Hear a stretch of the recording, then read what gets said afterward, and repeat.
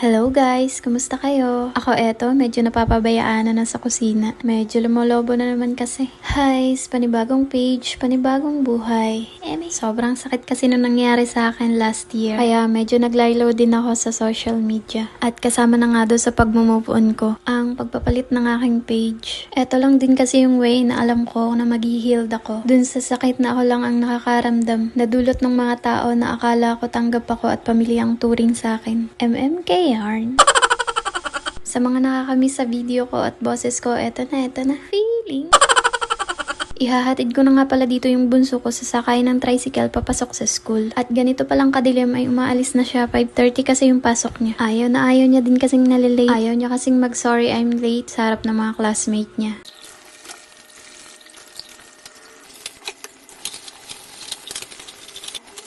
Pagkahatid ko nga sa aking bunso ay itinuloy ko lang din itong aking ginagawa. At dun nga pala sa mga taong naging tenga ko nung panahon na down ako. Maraming salamat sa pakikinig nyo. Sa ngayon siguro masasabi ko na nakamove on na ako. Basta ba huwag ko na lang ulit makikita yung mga taong nagpaiyak sa akin kada gabi. At baka hindi ako makapagpigil ay mayakap ko kayo sa leeg hanggang magkulay violet kayo. Ang pag-iwas sa mga taong nagdudulot sa'yo ng hindi maganda ay hindi nangangahulugan ng iyong pagkatalo. Bagkus ito ay magdudulot sa'yo ng peace of mind. At para na din hindi ka maging PIO or person of interest, ay iwasan mo na sila. Cheers!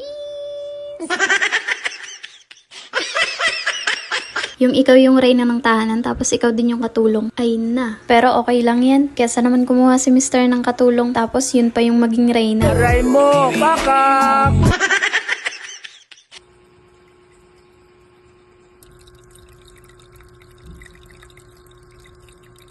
By the way guys, meron nga pala ako ditong nabili na filter water tank. Lately kasi nahihilig yung mga anak ko mag-alaga nitong mga isda. At sakto din may customer yung asawa ko na nagbigay nitong fish tank. Kaya ito umorder ako ng water filter. At halos magti 3 weeks na tintong tubig eh hindi ko pa rin napapalitan kasi sobrang linaw pa rin ang tubig niya. Meron sana ditong dalawang kulay orange na isda. Yung nabibili sa palengke. Kaso nung nilagay itong betta fish, ayun namatay sila, binugbog ata nitong betta fish. Kaya kung naghahanap kayo nitong water filter tank, ilalagay ko na lang sa comment yung link. Kay nag-affiliate man po ako.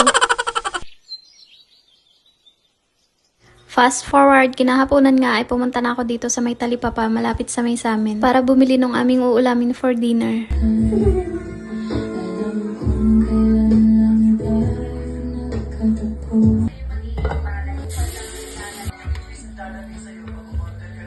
So for today's dinner ay magagata nga pala ako ng kalabasa na merong sahog na daing pampalasa. Sinamahan ko na nga din pala ito ng talong at sitaw. Kaya panigurado sira na naman yung diet nito. Aray mo, pakak.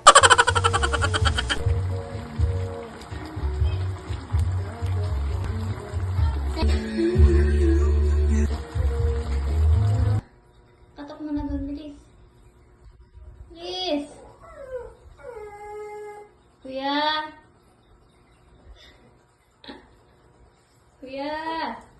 At ganito nga lang din ka-excited itong aming bunso tuwing uuwi kami ng bahay na para bang taon ng tagal bago niya kami nakita.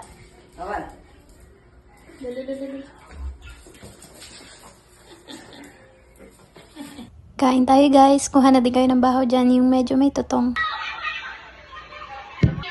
Nami, gid!